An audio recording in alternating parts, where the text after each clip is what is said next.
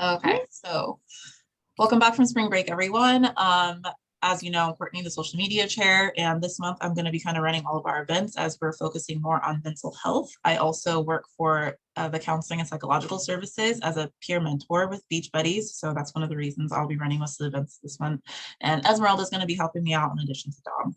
So for this meeting, we just wanted to kind of start going over our agenda and the events we have set up for this month for you guys.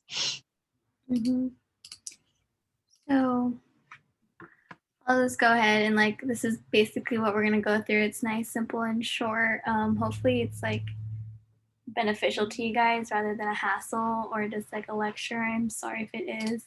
But anyways, here's the YouTube channel if you guys wanna, review or didn't make it to a colloquium or meeting. I know the Diamond of Power one was actually really fun, and so was the strength and conditioning one. So if some people didn't make it to those, or if you just want to review something that they said, you can always go ahead and check it out there. Or for those people who are watching on YouTube, I think you get the point of what it's for. So this is our April events. Right now we're doing the general meeting, so technically we have 3 more events. We have we have our colloquium with Sophie. I'll let Courtney go into that briefly in 2 seconds, and then we have our collaboration with some other psych organizations on campus and off campus. So like Courtney said, we have the Beach Buddies and Project Ocean, which is probably more commonly heard of, and then we have Active Minds and musical meditations. This colloquium is going to be formatted a little differently, but it should be really fun still. And then we have our wrap up meeting of the whole semester, which is our last general meeting on the 29th. So technically should be in May, but May is for finals. So yeah, we're going to do it at the end of April instead. Yeah, so really quick, I do want to touch on that colloquium with Sophie. Her name's Sofia Gonzalez. She is a not mental health. She's a public health major. She got her master's at Cal State Long Beach. She is an alumni. She's super excited to meet with all of you and to talk about mental health and a holistic approach to mental health. So she is going to be talking about nutrition and immunity and just how important it is to take care of all aspects of your health to really focus on the mental side of everything. So that will be next Thursday, 4:15 at 5 p.m. And then the collaboration with the psychology organizations. As I mentioned, I am a Beach Buddy. I will be there. Also, my colleagues from Project Ocean will be there as well. Active Minds and musical meditation. And that's going to be our Q&A that we've been having every month, where, you guys come in with questions that you might have or any information you might want to find out more about these different organizations, and they will have representatives there to talk to you. And then in addition to the last general meeting, our last executive meeting is going to be that day before, so Wednesday, April 28th. And anyone who is considering an executive board member position for next semester needs to, it's 428, it is 421. I apologize. That's my mistake. 421 is the next executive meeting, and that's where anyone and everyone who is interested in being any executive board positions needs to pop in and let us know what they're thinking. You can also email us at the EMOC at Outlook email. That's at the very end of these slides, so don't worry, it's written down somewhere for you. And you need to let us know which position you're looking for. For the social media team, it is a team, so we're looking for more than one person, preferably 3. There would be social media chair who pretty much oversees everything and helps keep everyone organized. And then there's the 2 social media managers. And in addition to that, 4/28 is going to be the date that we have informal interviews for each of these positions. So hop on that as quickly as you would like. Yeah, basically we just know we do have some people who are interested, but I think now is the time to say which position that you really want to do.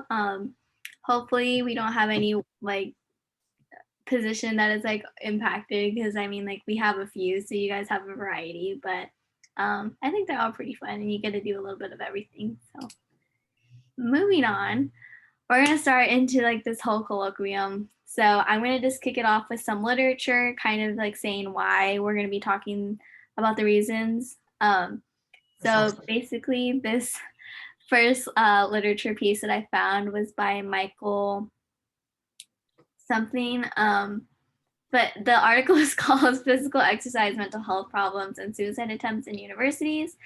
So I feel like this isn't a big shocker to us, but exercise is positively correlated with good mental health. So an increase of poor mental health or self-harm or suicide attempts was also correlated to a lack of physical activity that the individual was partaking in. Not saying that's a causation, but just saying it's highly correlated with it. So because of this, exercise should be implemented as part of our school program. And so colleges can ensure that students are being more physically active rather than it being like our duty to, get to the gym instead of them being like, here's a gym there. And then this other piece of literature, I didn't put many key points on it because literally I feel like the title speaks for itself. But this one done by Erin is titled U.S. Medical Students Who Engage in Self-Care Report Less Stress and a Higher Quality of Life. So I feel like this one's a little more vague because like who are we to say like less stress and quality of life? But anyways, yes, those who were partaking in any type of self-care, they didn't really specify which kind, reported that they were less stressed out and were enjoying life more. So I feel like that's pretty cool. So Courtney's going to talk up next about how to implement some of this self-care into our daily lives. Yeah, so when I say setting boundaries, I mean setting personal boundaries and social boundaries for yourself as far as providing self-care. Personal boundaries within self-care would be kind of learning the difference between self-indulgence, where you're kind of just avoiding tasks and avoiding things, and it's not actually helping you feel any better or helping you decompress. Learning to limit the amount of learning to understand the difference between self-care and self-indulgence is really important. And then also limiting that self-indulgence aspect of it. Self-care is a matter of helping you to decompress and really process anything that you might be going through or anything that you're dealing with, or really just to give you some energy. A lot of times we get really burnt out and tired with school. That's one of the reasons we're keeping a lot of our meetings and events short this month is we are super slammed right before finals come up. We don't want to drone on for, an extended period of time for no productive reason. So as far as personal boundaries go, that's kind of what you want to think about when you're starting to implement a self-care plan. And then also social boundaries, and that includes your family as well. Sometimes your parents or guardians, sisters, brothers, partners, whoever might not understand that you need some time alone, or if you are an extrovert, you need a little bit more time with them just to kind of feel re-energized and recharge your battery. And letting them know, like, if you do need that time alone, say you're not going to answer your phone or you're not going to be on Instagram or whatever social media site that might be, letting them know, like, hey, I need some of this time alone for myself. It's nothing personal. If you need me, I'll get back to you as soon as I'm back to socializing. So just a few key things to keep in mind when it comes to setting boundaries. And then another big thing I like to talk about is self-exploration. Getting to know yourself so that you know when to self-care is really, really important. That way you can recognize, and I'm using this word a little bit loosely, but recognize triggers and burnout before it starts to take a toll on you.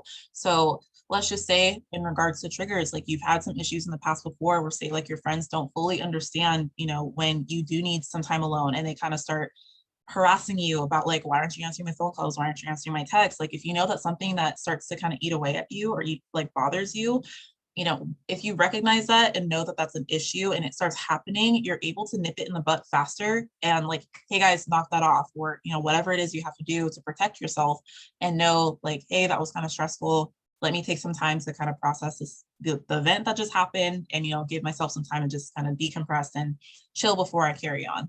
And the same thing with burnout. Like, again, we're students, finals are coming up, and we're definitely feeling super burnt out towards this end of the semester. So really just incorporating, like noticing when we start feeling apathetic or irritable or just like short-tempered, recognizing it before it happens and we snap on someone or we just like kind of have a breakdown is really, really important for, not having a complete meltdown and being able to carry on your work as necessary and moving forward. Thank you. And in addition to self-exploration is really looking at yourself and comparing and contrasting between what you used to do and what you do now, like what helps you. As we grow, we're changing, we're constantly evolving and changing into like better people typically. And so things like habits, interests, your likes and your dislikes may have been, one way when you were a child, but now they're different now that you're a teenager, young adult, or, older adult. And that's something to really take some time to recognize so that you can continue to choose activities and choose environments that really give you that energy that I keep mentioning and help you feel like you can take on everything else that you need to take on. Like I said, recognize what has changed and kind of ask yourself why. Example I like to give is like when I was little, my favorite color was purple. Seems kind of silly, but now that I'm older, don't really care for the color purple. It kind of irritates me. And so I asked myself why. Why was my favorite color purple when I was little? It's because it was my mom and my grandmother's favorite color, and I didn't have a choice. My room was purple, my bedding was purple, everywhere I looked was purple. Now that I'm an adult, I know who I am. I love forest green and turquoise and gray. And that also helps me realize like I'm my own person and I have my own like wants, needs, and desires and my own personality. And it also gives you a sense of like kind of completion and like just knowing yourself. So like I said, it might seem like a silly example, but doing that with other aspects of your life can be really huge with figuring out with what works for you and what doesn't. Next slide, please. And also, again, to elaborate more on the self-exploration, it's like go on a date with yourself. Like that might seem silly or over the top, but it is really, really important to give yourself some much deserved and most likely needed time alone to give yourself time to do things that give you joy, no matter what it is. I like to go to Target and look at the candles that they have and cute decorations. I don't really like to do that with anybody else because usually they're nagging at me when we can leave. And just like little things like that, or if you like to skateboard by yourself or go to the beach or go camping, like whatever it is, like give yourself, you deserve it. You work really hard. This year has been a nightmare. We all know that. That's not something that needs to be like proven. So really just giving the time you would to like a partner, make sure to give it to yourself. And then most importantly of all, like love yourself. No one deserves that more than you. And another thing for self-care is like finding an outlet. It's really important to find something that expends pent up energy. And especially because we have had these stay-at-home orders, things are starting to change as more vaccines roll out, so on and so forth. However, a lot of us are still staying at home. Not all of us have had access to the vaccine. We still live with an older and more vulnerable population or somebody who's immunocompromised. So we still have to be really careful, and we're inside more often than not. And so a lot of times people have been complaining about feeling anxious or feeling restless. And by finding an outlet, whether it be creative through art or music or anything like that, or bodily, which is like working out, being active, getting outdoors, it's just really, really important because it can help you get rid of those like restless, anxious feelings and help you redirect your energy into more positive and productive things. So whether that be something you create with your hands or like most of us are of age, like I bartend. I love bartending. It's something I do at home as well. I just love mixing things, putting them together, seeing what tastes good, seeing what doesn't taste good. And like I have fun with it because I'm creating, but I'm also moving my body around. And it's just on days that I'm feeling kind of like bothered, I'll ask my housemate, hey, you want a couple of drinks? I'll whip us up a couple of drinks and it feels good. So that's something else to think about as well. And just to kind of delve in a little deeper, the creativity, like I said, it can help release feelings of restlessness and anxiety. And then coming from positive psychology is connecting to your creativity, activates a state of power, joy, power, and flow. It can mentally energize you and unlock new potentials. So just something else to think about if you ever feel like you're kind of in a rut, kind of feeling down, or you just feel like you're kind of stuck on a treadmill, like you're running, but you're not really going anywhere. Getting involved with something that's creative or gives you a creative outlet can really help you unlock new ways of thinking, look at things from a different perspective, and maybe give you some better ideas of how to move forward.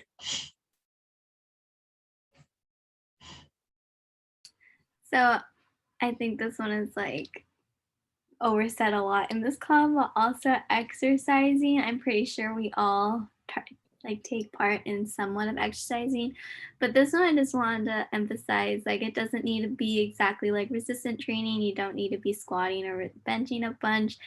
this, you could do something as simple as like yoga or just some meditation, just to, instead of increase your heart rate, lower your heart rate. Maybe do some resistant bands and kettlebell stuff too is always fun too. But I think we think only of like super intense resistant training, which you don't always have to take part in. It's great, not gonna say it's not, but there's other things. And then other thing that's super important that I know I should be doing way more is resting. So if this includes, taking a nap between classes, or just breaking out your work schedule just so that you can physically and mentally recover from all the homework or cramming studying that you're doing, is also super beneficial and is really underrated. So don't forget to take your naps and rest breaks. Going outdoors is something that I like fail to do. I'm pretty sure, like, thank God I have like melanin in my skin, because I'd probably be so pale from not going outside all the time because I forget to. I'm so like in my room with the blinds closed, just on my computer, just grinding out homework. But it's also very beneficial. I don't know if you ever just go outside after a very stressful day and just like lay there. Yeah, there's some like serotonin and endorphins and hormones and more science stuff, but overall you feel good. So don't forget to do that. And it takes like 2 seconds. Lastly is sleep well. This one is probably not going to get done that well in April, but should always aim to get at least 6 to 8 hours of sleep a night. Even if that means, maybe you should go to bed a little earlier and just wake up earlier and study then, or maybe sleep in more because you've been staying up really late. So wherever you get it, whether that be from naps or something, just always try to recover and rest your body because it's going to need it. Don't forget to drink water. I feel like the population I'm speaking to, this is like doesn't apply as much because I'm pretty sure you guys are all like with it. You guys got your Hydro Flask or your Yetis and you're staying hydrated, but still, always great, especially now it's summertime. Drink your water. Preferably not plastic though, but that's none of my business. Anyways, I'm going to pass it on to Court now for telling you how to develop a plan. Sorry, I forgot I was muted. I was chatting you guys. So developing a self-care plan, really just want to emphasize like to make time for it, like plan it out. That way it actually gets done. And again, like that kind of goes back to the whole date yourself thing. Like you put effort and time into planning for a date with somebody else, right? So why not do that for yourself? Also, I really want to emphasize investing in energy feeding activities. And when I say energy feeding, I mean things that make you feel recharged rather than like is drained afterward. If going hiking drains you and you have to sleep for 5 hours afterward, don't go hiking. Instead, do something else that gives you a little bit more energy afterwards, something that makes you almost feel like you had caffeine. That's one of my favorite things. I can't wake up in the morning and go for a super long run. I'm going to be drained and sleepy for the rest of the day. If I wake up and take my dog for like a brisk walk, or I do a little bit of light resistance training, I feel like I had coffee when I didn't. So just a couple of, everybody's a little different. Every body is different. So just something to think about when you're creating your self-care plan. And also people, that's a huge thing. Again, some of us are introverts, some of us are extroverts, and some of us are kind of in the middle where certain people gives us more energy than others. So when you're creating your self-care plan, and let's just say you want to involve people in it, make sure that those people also give you energy. A huge thing between energy feeders versus energy suckers. No point in having a vampire around. You're not going to have much life to live afterwards. So keep people who are going to help you grow and prosper. And then also changing up the variety. Us humans don't really like change, but sometimes we do get bored. That's part of our society nowadays. This is constant instant gratification and just constantly having something to pay attention to. So if you feel yourself getting kind of bored, don't be afraid to change up the variety and discover other things that give you the same like feelings of high energy. And then also to touch a little bit more upon that is a lot of times in my sports psych classes, we talked about how clients have this perceived, it's called perceived time. We ask them like, oh, why don't you go to the gym? Like, oh, they say, I don't have time. But then when we sit down and we write out their plan with them, we find out they have plenty of time to go to the gym. It's just either not convenient or they feel like they don't have it. So it's really important to use a planner or agenda, whatever's easiest for you. Color code all the different tasks and obligations that you have so you can see what time you have to do this and the next time you have to do that when these assignments are due. And also to be realistic. Don't tell yourself you're going to wake up at 4:30 in the morning and go to the gym and have like a 2-hour workout when you know that A, you might not have energy for that, or you have class at 8 a.m. and you don't want to be all sweaty and tired before then. So just giving yourself realistic goals and realistic time limits is also really important. And then I wrote, instead of out of sight, out of mind, I wrote insight in mind, because if you have this stuff written down, you have it visualized and it's in front of you, you're more likely to follow through. So just a few things to help you not just create this plan, but also stick to it, to visualize it.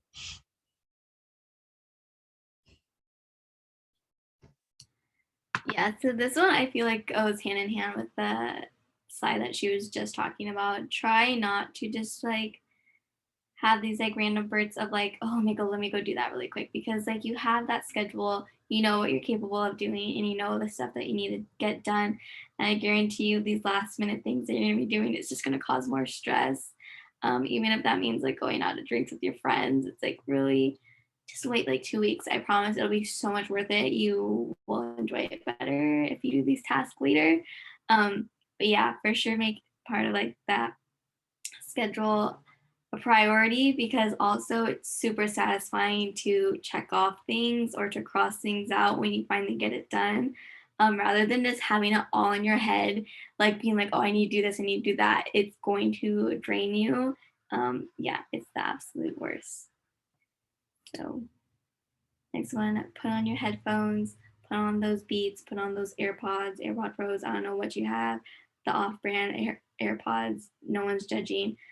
Especially since now most of us are living at home and you don't want to hear your parents to hear the music you're listening to, or you don't want to hear your parents.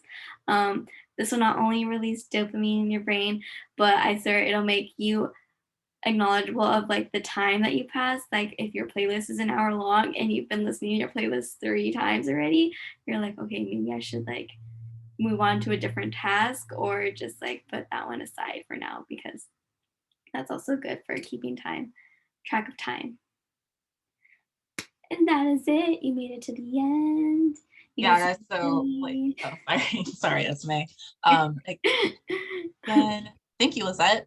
We are going to go ahead and add these slides into our weekly email as sent to you by our lovely Esmeralda.